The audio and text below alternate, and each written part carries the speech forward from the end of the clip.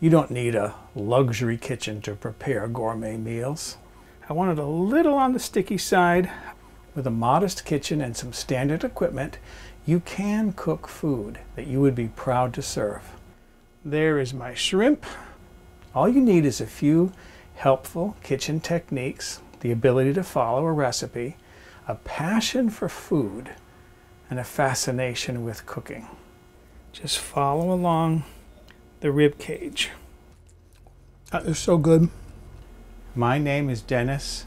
I really do live in a mobile home, in a trailer park, and this is my kitchen. At the request of one of the fans of my YouTube channel, I want to try today a spinach pesto. I was asked, have you ever tried making pesto with spinach? I had made pesto with artichoke hearts. Well, no, I hadn't, because I had never heard of spinach pesto. I did some research. I found a recipe that looks doable. I'm already changing things, and here's the reason why. I've had people taste my pesto, and they ask how come their pesto doesn't taste as good as mine. The most common reason is because they just toss their ingredients into a food processor, whir it all up, and call that pesto. Well, that's chopped basil, is what it really is. To get a really good flavored pesto, you have to crush the basil leaves. It was made at one time in a mortar and pestle.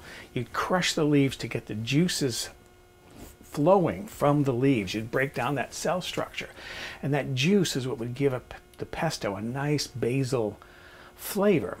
Today everything is just done in a food processor, but it's not the same. So what I do when I'm making basil pesto is I crush the leaves before it goes into a food processor.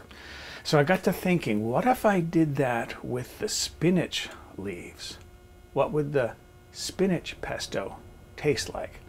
So that's what I want to experiment with today. So let's start making spinach pesto. Into a Ziploc bag here. You need a nice sturdy bag. This is 2 cups packed spinach leaves, and weighed it's 4 ounces or about 113 grams. I give the weight because in some countries, especially where they're under the metric system, they like to weigh their ingredients rather than measure them volumetrically. And then this is 1/2 cup, which weighs about 2 ounces, 57 grams of walnuts. You can use pine nuts. You can use pecans. I'm actually using pecans because I had them, and I toasted these in a skillet. They've since been allowed to cool. This is 1/2 cup, barely a 1/4 ounce, 7 grams of Italian flat leaf parsley with the stems removed. And then finally, 2 to 3 cloves of garlic, depending upon how big they are and how much you like garlic. Gotta start to close this bag, push some of the air out. I put this on a plastic, this is actually a Korean countertop scrap. I'm going to use that so I don't damage my wood. And I've got a whacker spoon that was given to me by the inventor. You can use a mallet, you can use a meat tenderizing mallet, and what I want to do is I want to hammer this down until I've crushed these leaves down to the point where they're pretty much releasing all their juices, or at least most of their juices. And this takes a while. All right, that looks good. There's my spinach, the garlic, everything all nicely crushed. Next, I'm ready to transfer this to a food processor. I have my food processor set up here. I transferred all the contents of that bag into a bowl. It takes a few minutes to scrape everything out. All right, and that's in there now, my food processor. Oh, and by the way, people have asked me, where can I buy a food processor like that? Well, you can't. It's a limited edition metal, and it really was a limited edition. I haven't seen it anywhere since. I've even looked for it and can't find it anywhere. So those are the contents of my bag. Then I want to put in here about 1/4 cup. I think it's better to measure cheese by weight rather than by cup, because depending upon whether it's shredded or it's grated, it's going to take up more room or less room. So this is 1 ounce, 28 grams of freshly grated, I actually shredded it, Parmesan cheese. I did this morning. So that's my cheese in there. The original recipe called for 2 tablespoons of extra virgin olive oil. I don't think that's going to make a very good pesto. Depending upon how you want to use your pesto. If you're going to pack it onto meat and let it flavor the meat, put the meat in the refrigerator overnight wrapped in plastic with the pesto on it, you may want to make a drier pesto. I'm going to use my pesto with pasta, in which case I want an oily pesto. So I'm going to use more than 2 tablespoons. I would suggest 1/4 to 1/2 of a cup of olive oil, 60 to 120 roughly milliliters. I know I'm going to need some black pepper in there, about 1/8 of a teaspoon. I just grind black pepper in there, and then a good pinch of salt. I'll adjust that for salt later. Okay, I had to take a little break there because pepper does, it's not just in the cartoons, pepper does make me sneeze.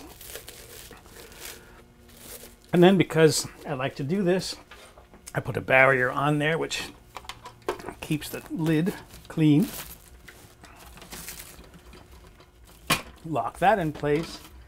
And I'm just going to grind this up until it's mixed well without being reduced down to like a syrup, a very, very smooth texture. That's good. All right, let's see what that looks like.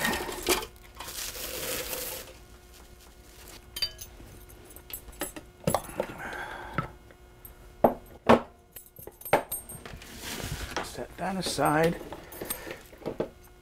And there is my pesto. I could add a little bit more oil to that. I want to taste that for salt. Got a little tasting knife here.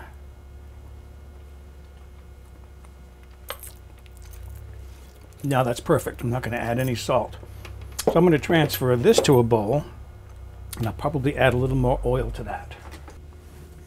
So there's my pesto. I'm going to add a little bit more oil to that because for the way I'm going to use this, I want this to be a little bit oilier. If you wanted to, you could make your pesto to this stage, put it in a jar, pool some olive oil over the top, and put it in the refrigerator, and it'll keep for several days in there. I'm actually going to use this right away. Oh, and I wanted to say, I tasted this when I tasted it for salt, and the flavor is magnificent. It doesn't taste like a basil pesto, but it has a strong, savory flavor. This is a very, very delicious pesto, and I'm thinking, in fact, I just emailed a friend while I took a break, and I said this would be a good pesto to make during the winter, when you can't find good basil in the store. During the summer, you can buy basil at the farmer's market, and it's really good. But in the winter, I think spinach pesto would be a good choice. So there's my pesto. I'm ready to start preparing what I'm going to use this for. I went to the store yesterday, and what did I forget to buy? The pasta. I wanted to buy fettuccine, and I forgot to buy it. So last night before I went to bed, I made some pasta dough. Thankfully, I had just enough durum wheat semolina to make one large serving of pasta dough. I'm going to use this, but you could buy like a 1-pound bag or box of fettuccine, linguine if you like. You could even use penne for this. Penne is a popular pasta. A while back, I did a pasta recipe, and I said I was going to use a rolling pin to roll the pasta dough, and I ended up stretching the pasta instead. So I'm going to make up for that oversight today, and I'm going to actually use a rolling pin rather than my pasta machine to roll this pasta dough properly for my dish today. So I'm going to cut open my envelope here. I used a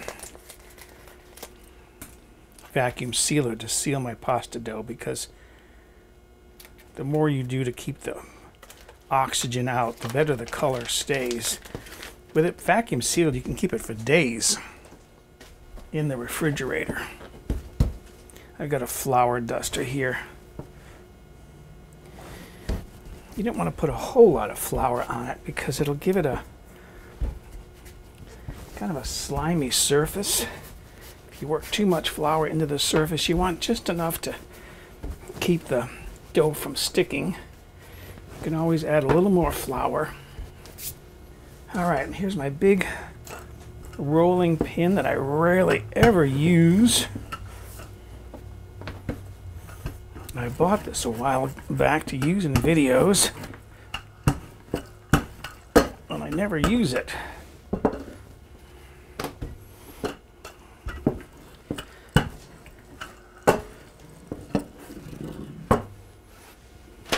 Just starting to stick, so I'm going to lightly flour that surface.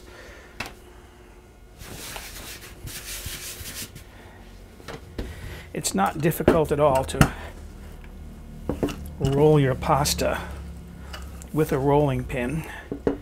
The idea is you want to get it thin.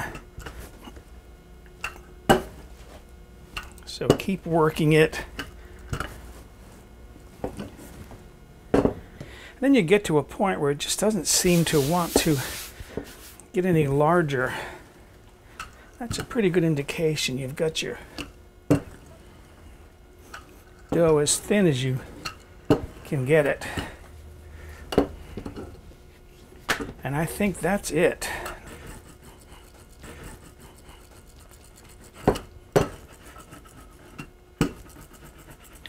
And I can even start to see the grain of my wood coming through this pasta a little bit. So that's a pretty good indication that this is very thin. Okay, I'm going to move this over to a cutting board so I can then cut it up. I'm going to dust this a little bit first so that as I cut this and set it aside,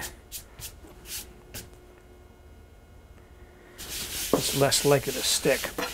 My knife isn't long enough to cut the full width of this, so I'm going to just start by cutting some fettuccine across the edges first.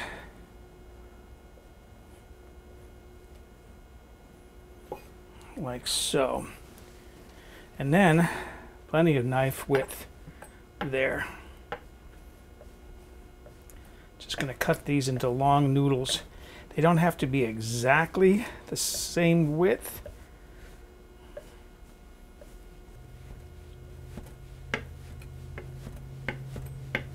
I am in the meantime heating some water on the stove to boiling. I'm going to dust that again just lightly with flour so that it doesn't stick. As soon as my water comes up to a boil, I'll boil this. In the meantime, I have some chicken to prepare. I have in the meantime switched to my chicken board. I have a cutting board I use just for raw chicken. And in the meantime, I have been, or I shouldn't say in the meantime, yesterday I put this in the refrigerator. It was frozen, so I've been thawing this.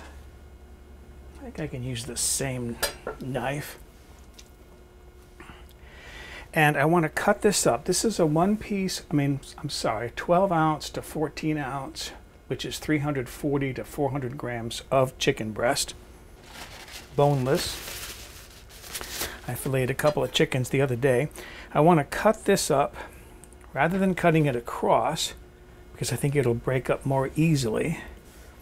I'm actually going to cut it in half once, and then I'm going to cut this along the grain because I think it might stay together better.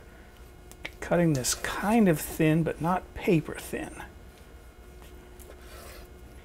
If this was partially frozen, it would be easier to slice, but I've got a very sharp knife here. And this one chicken breast should be enough to feed easily 4 people if you cook up a pound of pasta. I'm heating a skillet here on the stove, into which I'm going to put a couple tablespoons maybe of cooking olive oil. That's not extra virgin olive oil. which smokes at a low temperature. And there's my chicken.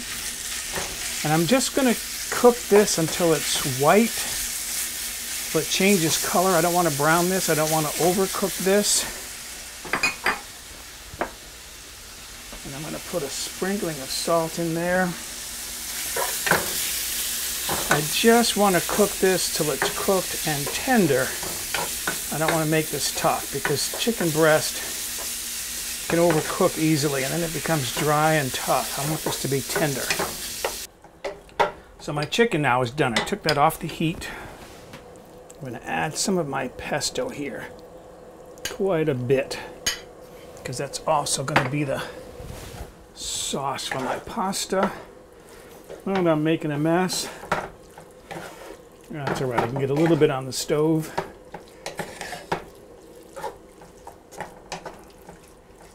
And looking at that, once again, I want a little bit more oil in that. So I'm going to add a slight bit more oil.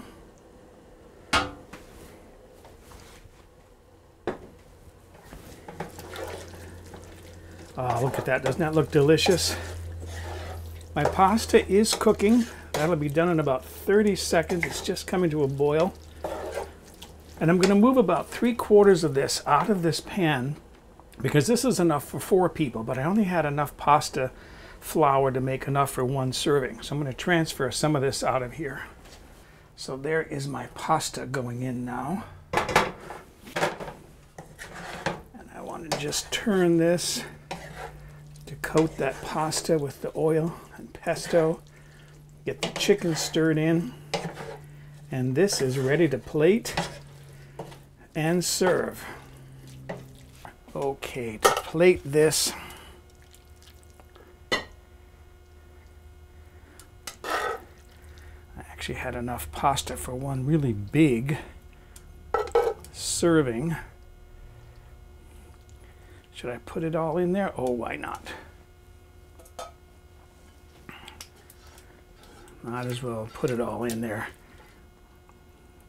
It's going to be delicious. That is a big bowl of chicken and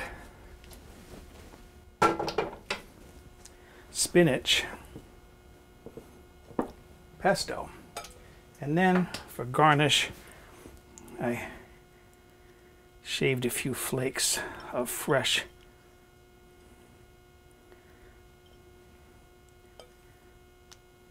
Parmesan cheese. And that is ready to taste. Okay, I'm excited about this because this is the first time that I have made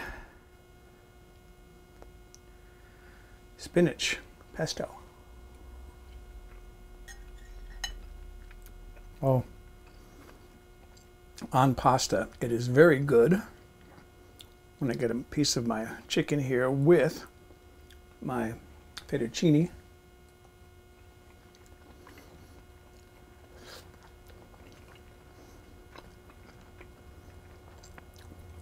That chicken is very tender. Cooked to perfection. So, excuse me, I'm going to enjoy my chicken with spinach pesto and fettuccine. For a printable PDF copy of this recipe with step-by-step photographs, visit the White Trash Cooking website and look on the home page or in the recipe archive.